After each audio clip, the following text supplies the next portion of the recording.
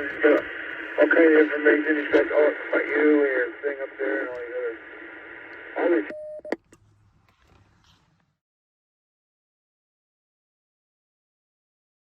So here's how I installed the Midland MXT-500 in my GMT400 dash.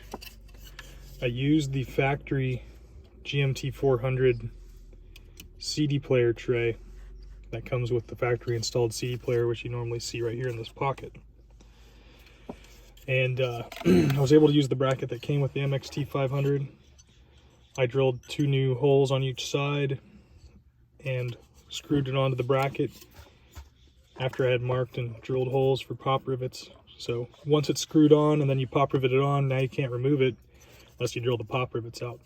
But this makes for a real nice solid mount for in-dash. And of course, I got the external speaker from Midland mounted down here on the transmission tunnel.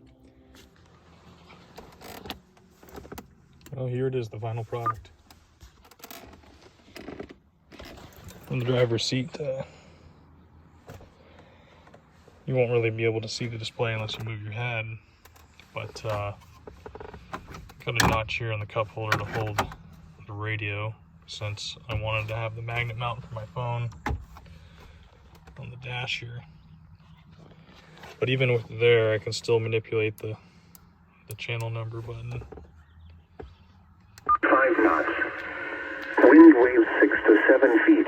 I got the external speaker Swell on the south floor. up to 2 feet at 17 seconds. It works out pretty good. No problem. Oh, there was somebody there. I was listening to the repeater channel 22 a little bit earlier. But yeah, so far I was able to program in channel 7 DCS tones to use with my Baofeng radio, and that works out pretty good. So I'm happy with it. That means I got 2 handheld radios that can communicate with my truck radio, which is perfect for wheeling and camping. So anyway, that's how I got it set up in there. Nice little flush-in dash mount. This is wired straight to the battery, so I can leave this on with the engine off. Just gotta be aware not to let the battery run down, but it shouldn't be a big deal since it only really uses a lot of energy when you transmit.